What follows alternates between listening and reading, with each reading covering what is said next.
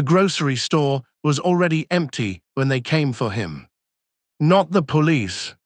Not inspectors. Just men who didn't raise their voices and didn't give reasons. Kelvin Rousseau tried to explain that it was a misunderstanding. That it was just a slap. That happened a week ago. That the girl had already left. No one corrected him. One of the men placed a phone on the counter and slid it forward.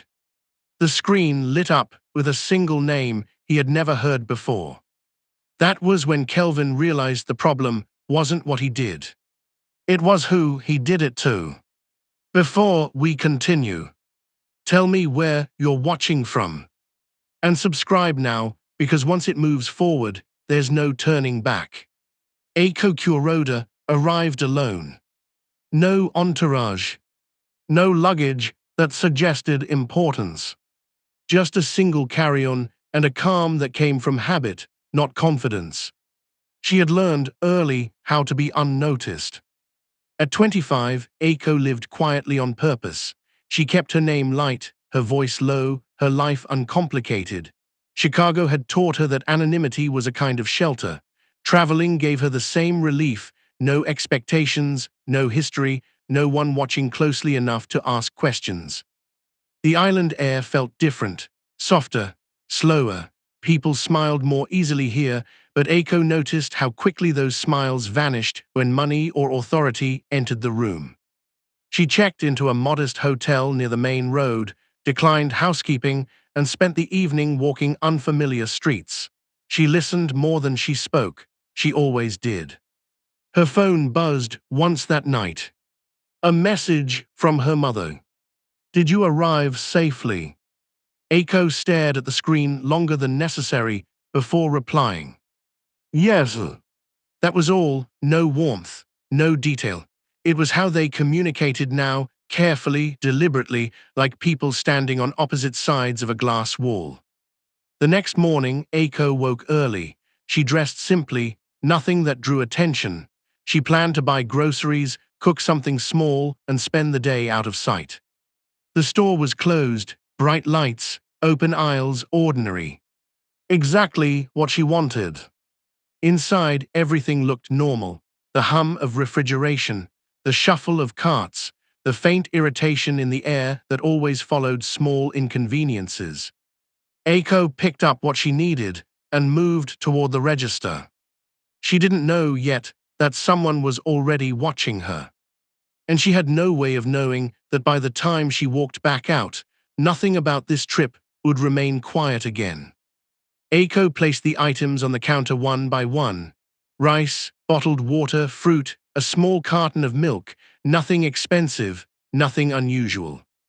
The cashier scanned in silence, chewing gum slowly, eyes unfocused. The total appeared on the screen. Eiko tapped her card and waited for the confirmation beep. Instead, the cashier frowned. "It didn't go through," she said. Eiko glanced at the screen. The amount was higher than she expected. One item had been scanned twice. "I think there's a mistake," Eiko said calmly, pointing. "That one was already." The cashier sighed, loud enough for the line behind her to hear. "It's correct," she replied. "If you don't want it, step aside." Eiko felt heat rise in her chest, but her voice stayed even. "I'm not arguing, I'm just asking to check." That was when Kelvin Rousseau noticed. He approached from the side, already irritated, already convinced this was another small problem he needed to crush quickly. He looked at Eiko once, her clothes, her accent, her posture, and made a decision without thinking. "What's the issue?" he asked. "She's holding up the line," the cashier said. Kelvin turned to Eiko. "Pay or leave." "There's an error," Eiko replied. "I just want." Kelvin cut her off with a laugh. "You people always say that." The words landed harder than the tone. Eiko felt eyes on her now, impatience, judgment, a familiar tightening in the room when someone is chosen as the inconvenience. "I'm not refusing to pay," she said quietly. Kelvin stepped closer, invading her space. "Then stop wasting everyone's time." Aiko reached for the receipt printer, meaning to show the duplicate line. Kelvin's hand moved faster than her intention. The sound was sharp, flat, unmistakable. Her head turned slightly with the impact. For a moment, the store forgot how to breathe. And Kelvin Rousseau realized, too late, that silence had just entered the room. No one spoke. Not the cashier. Not the customers, frozen mid-step. Not the child gripping a candy bar too tightly. Aiko stood exactly where she was. Her cheek burned, not from pain, but from shock. Not because she had been struck, but because it had happened so openly, so casually, as if it were allowed.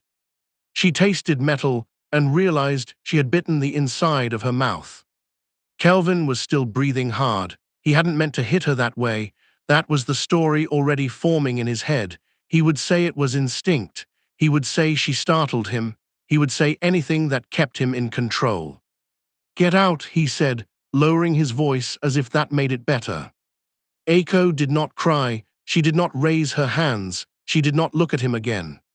She reached slowly into her bag, her movements careful now, not fearful, but deliberate.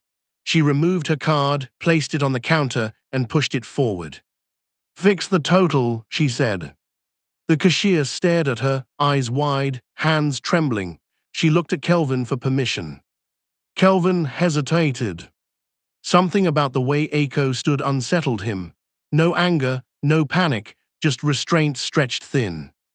"Just go," he snapped, "before this gets worse." Aiko withdrew the card. She picked up her bag. As she walked toward the exit, the automatic doors slid open too slowly, as if the store itself were resisting what had just happened. Outside, the air felt heavier. Aiko paused on the sidewalk, her hand resting against her cheek. She didn't look back. Across the glass, Kelvin watched her leave. He told himself it was over. He told himself people like her disappeared quickly. What he didn't notice was the security supervisor still standing by the aisle, staring at the door long after Aiko was gone, already aware that this kind of silence never arrived alone. Aiko didn't return to the hotel right away. She walked until the sting in her cheek faded into a dull pressure, until the rhythm of her steps slowed her breathing. People passed her without looking twice. The world continued as if nothing had happened, and that hurt more than the slap. Back in her room, she locked the door and sat on the edge of the bed without turning on the lights. She stared at her reflection in the dark screen of her phone. A faint red mark still traced her face.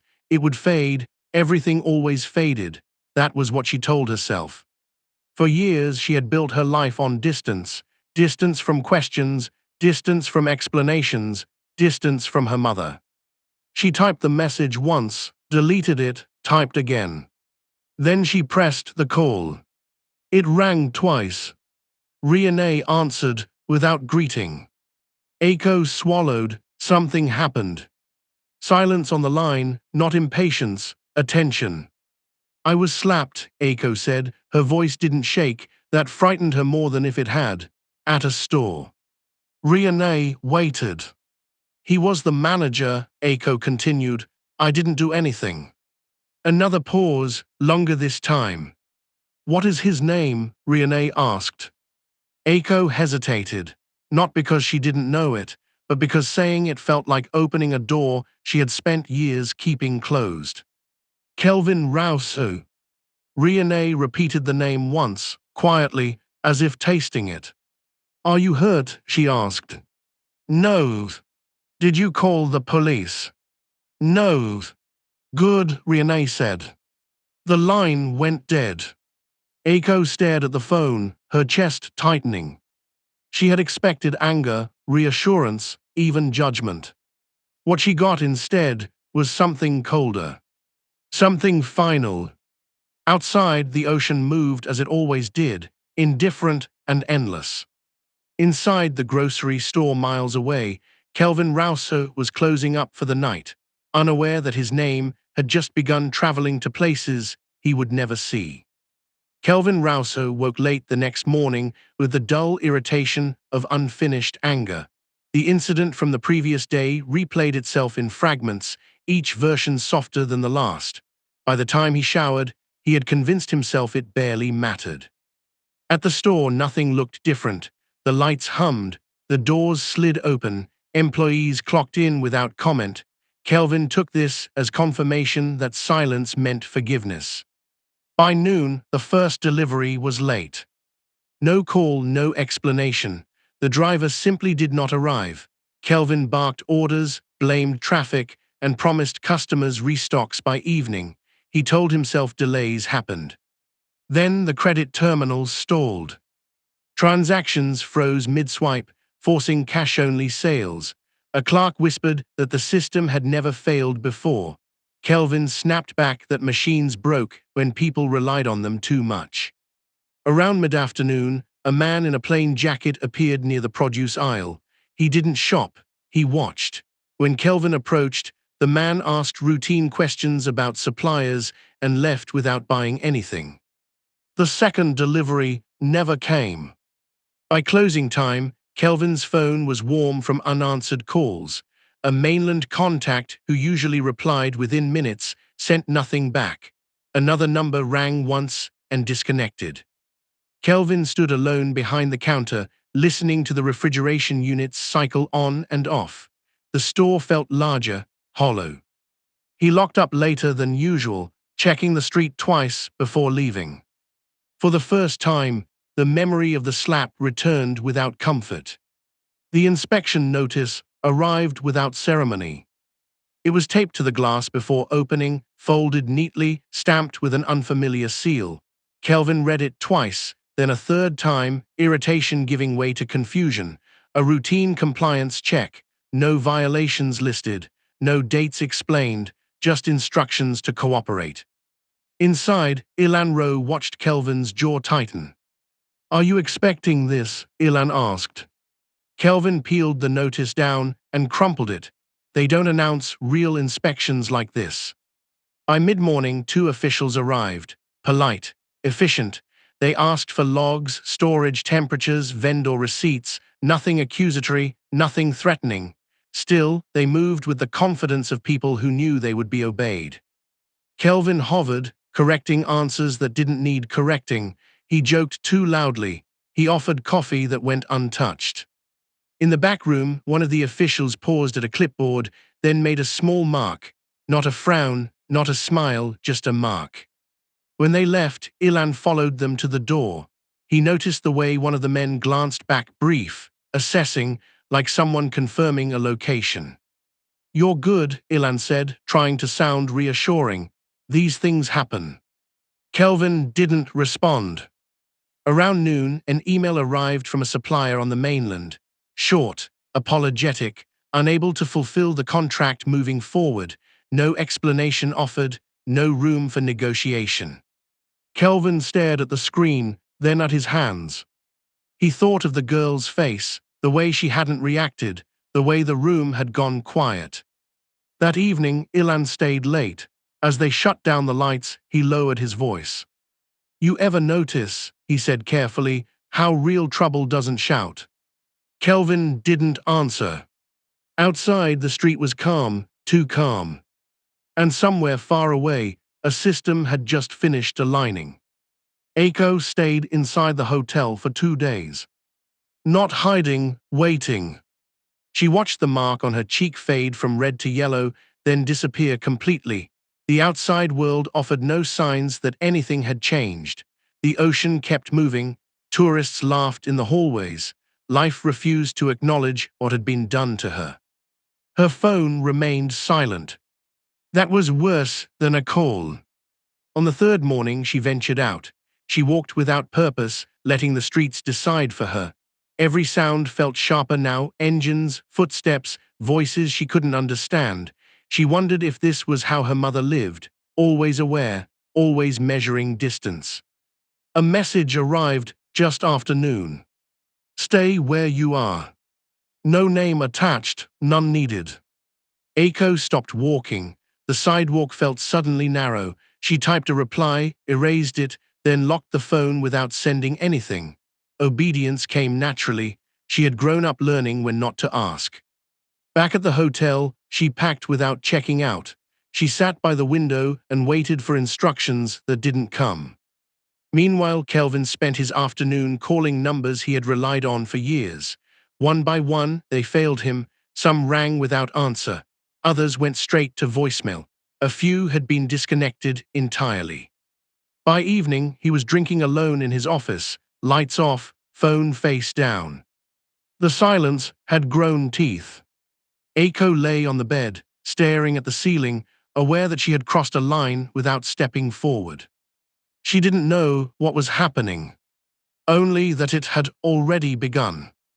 Kelvin arrived early, hoping routine would steady him. It didn't. Two employees called in sick within minutes of each other. One quit by text before noon, apologizing without explanation. The schedule unraveled, customers complained, shelves stayed half empty.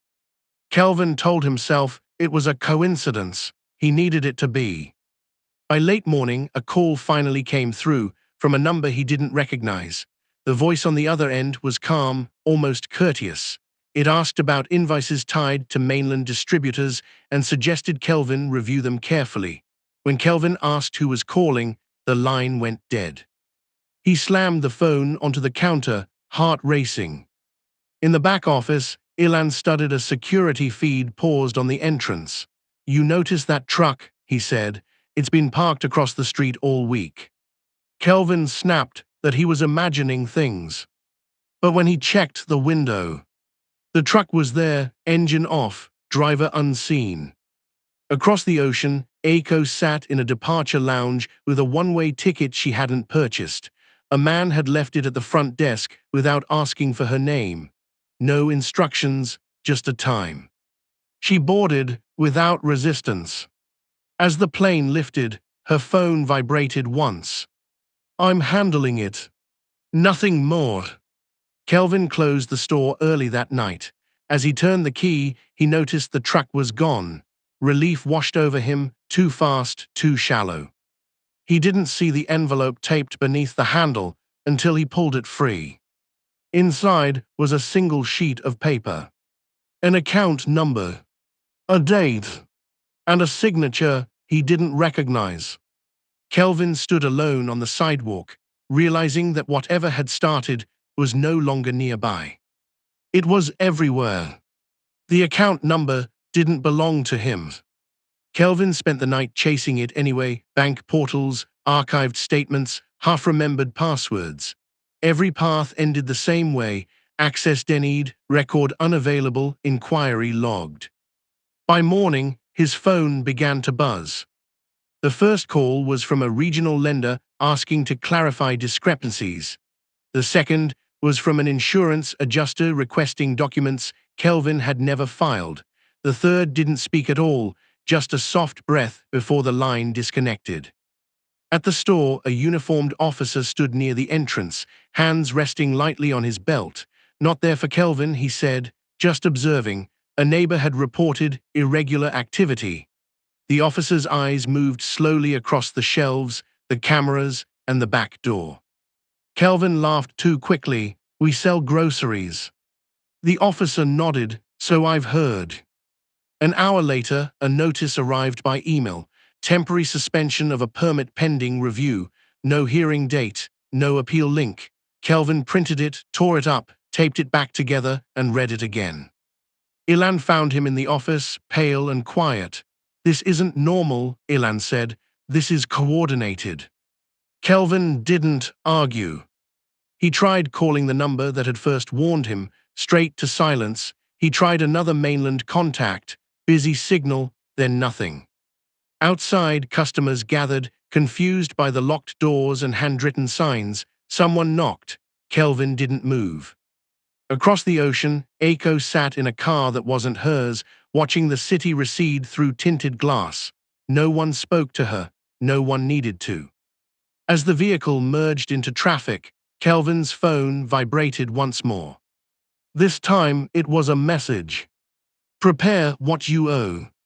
No sender, no explanation. Just a deadline he could feel tightening around him. Kelvin thought the arrest was the end. It was. It was when the consequences finally started making sense. Kelvin didn't sleep. He sat at the kitchen table with the lights off, scrolling through old emails, vendor lists, and forgotten contracts. He searched for patterns that weren't there, convinced that if he could just understand the shape of what was happening, he might still outrun it. By dawn, exhaustion had turned his thoughts dull and heavy. At the store, the officer returned. This time, he wasn't alone. Two plainclothes men followed, polite but firm. They asked for records. They asked about offshore suppliers. They asked questions Kelvin didn't know how to answer. When they left, Ilan closed the office door behind them. "Someone called me last night," Ilan said quietly. Kelvin looked up. "He asked about you," Ilan continued. "Didn't say why, just wanted to know how long I'd worked here, if I trusted you." Kelvin's throat tightened. "Who was it?" Ilan hesitated. He didn't give a name, but he knew things about your accounts, about the incident. Kelvin flinched. "The girl?" he asked. Ilan nodded once. "He said you should have known better." That afternoon, a folder appeared on Kelvin's desk. No delivery stamp, no return address. Inside were photocopies, contracts, inspection reports, shipping manifests, all linked by a single symbol printed in the corner: minimal, intentional. At the bottom of the last page, a name appeared: Riane Kuroda. Kelvin read it twice. The room felt suddenly smaller.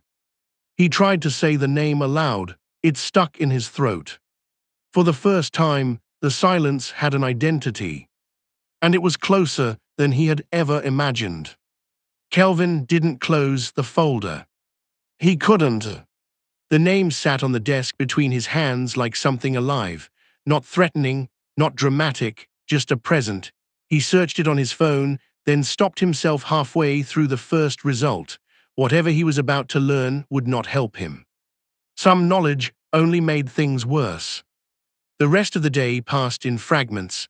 A clerk knocked and backed away when Kelvin didn't respond. A call from the landlord went unanswered. The lights flickered once, then steadied, as if reminding him who controlled what stayed on. By evening, Ilan returned, jacket still on.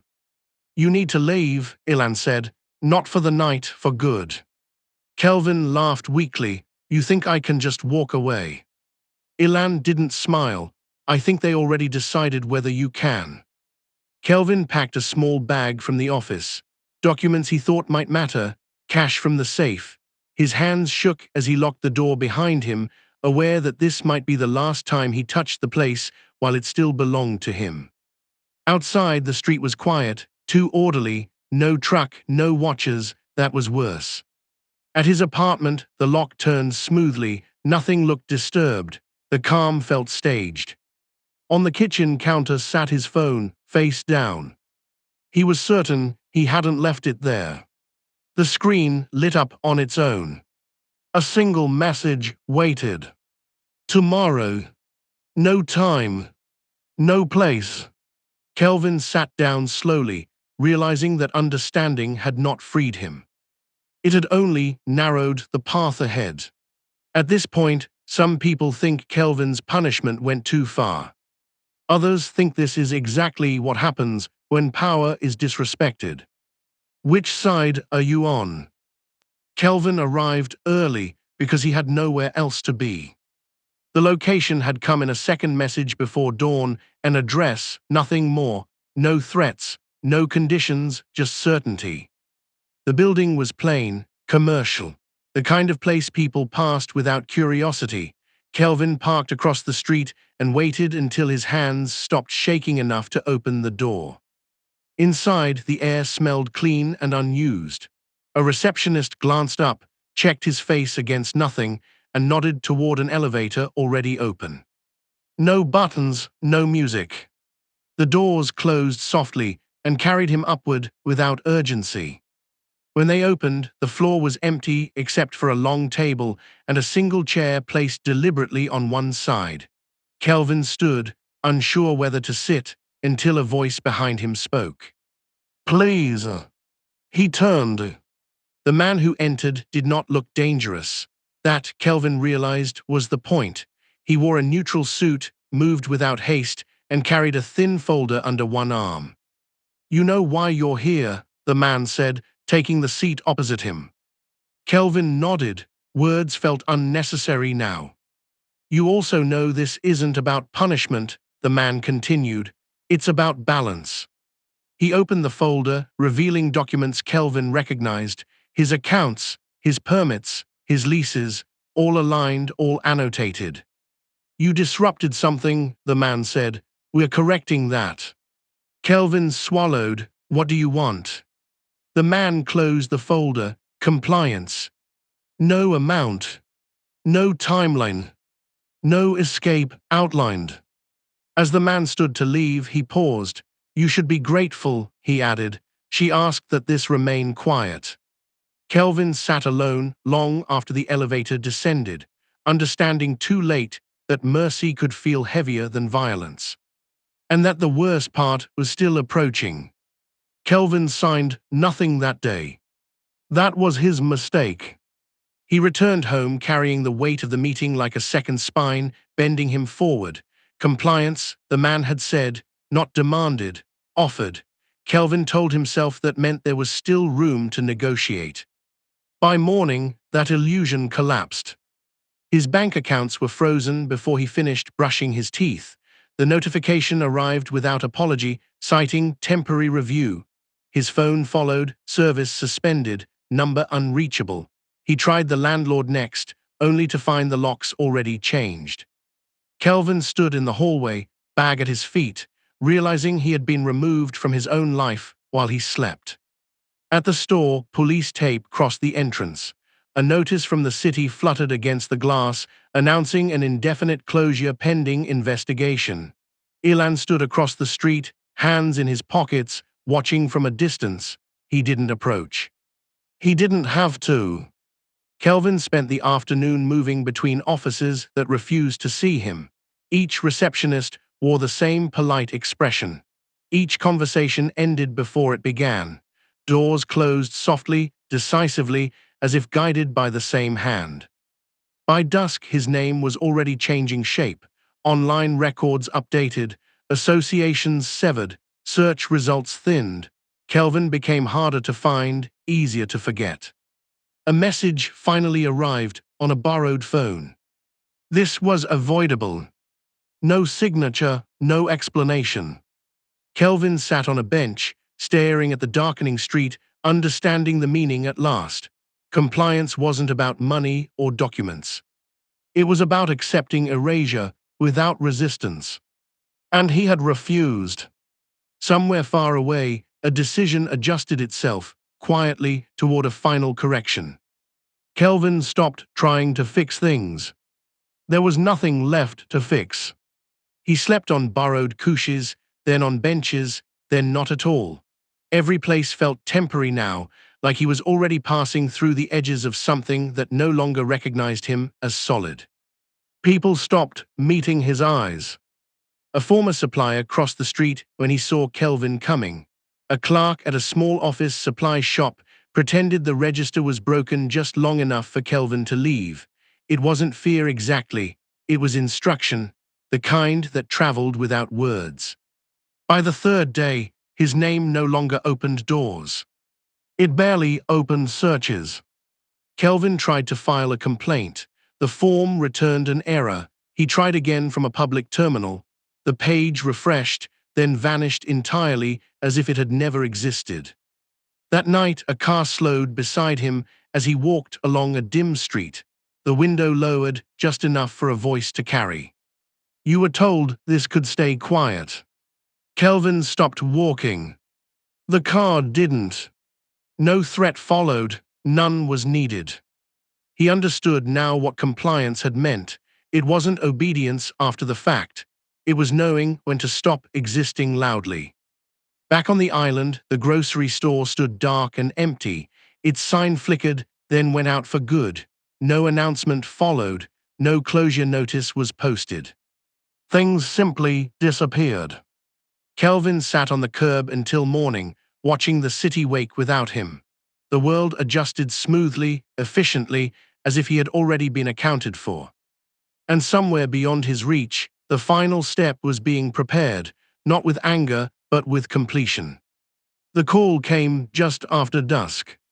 No greeting, no warning, just an address and a time spoken slowly, carefully, as if precision mattered more than tone.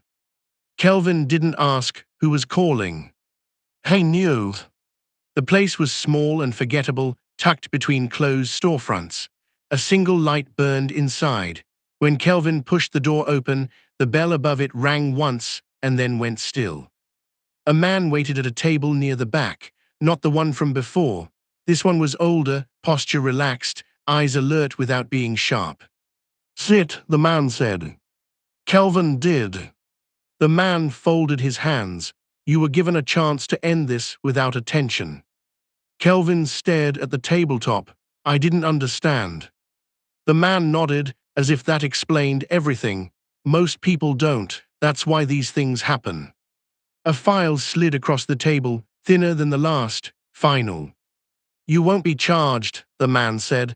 You won't be pursued. You won't be mentioned. Kelvin looked up, confused. Then what happens? The man's expression didn't change. You leave. Tonight, you don't take your name with you. Kelvin felt something inside him break, not loudly, not all at once, just enough to know it wouldn't hold again. And if I don't? He asked. The man stood, already finished. Then the quiet ends. Kelvin was alone again. The light above the table flickered once, then steadied. Outside, the street waited. He stepped into it, carrying nothing but the understanding that survival, in this world, could cost more than death. And somewhere far away, Riane Kuroda closed a file and did not look back. Kelvin left before sunrise. No farewell, no route planned. He walked until the city thinned, then kept going until his reflection no longer looked familiar in darkened windows. By the time the buses began to run, his name already felt borrowed. He learned how to exist lightly. Cash only, short stays, conversations that ended before they began. When people asked questions, he answered with smaller truths, then smaller still. He understood now what it meant to be corrected without noise. Weeks passed, then months. Back on the island, the grocery store never reopened. The sign was removed one morning without notice. The space became something else. No one asked what happened to the manager. There were always other errands, other distractions. Absence settled in easily. Aiko returned to her life quietly. She unpacked, washed her clothes, resumed routines that felt unchanged and yet weren't. Sometimes, in reflective glass, she noticed how her posture had shifted, subtle, guarded. She didn't speak about the slap. She didn't need to. Her phone rang once late, on a night without wind. Are you safe? Riane asked. Yes, Aiko said. That is enough, Riane replied. They ended the call there. They always did. Far away, Kelvin watched the news from a cafe he would never revisit. A brief segment flickered across the screen, nothing about him, nothing that mattered. He finished his drink and stood, careful not to leave a trace. The world had adjusted, efficiently, completely. And in the quiet space where his old life had been, something settled that could not be undone. Not punishment, not justice, but a final understanding of how power moves when it chooses not to be seen. Power rarely announces itself. It doesn't arrive with noise or spectacle. It waits, listens, and moves only when necessary. What happened to Kelvin Rousseau was not revenge in the way people imagine it. It was a correction, precise, distant, and final. The slap was public. The consequences were not. Aiko Kuroda never asked for what followed. She carried the mark for a day, the memory for much longer. She learned that restraint can be mistaken for weakness, and that silence, when backed by reach, can travel farther than anger ever could. Some doors, once opened, cannot be closed gently. The truth is simple and uncomfortable. Power does not always need to punish loudly to be absolute. Sometimes, the most dangerous mistake is believing a moment means nothing. The loudest actions fade first. The quiet ones are the ones that change everything. If this story made you pause, ask yourself this. How many times do people mistake silence for weakness? Do you think what happened was justice or simply power correcting a mistake? Tell me in the comments. Where are you watching from? And do you believe Kelvin deserved what happened to him? If you love stories like this, subscribe and stay with us.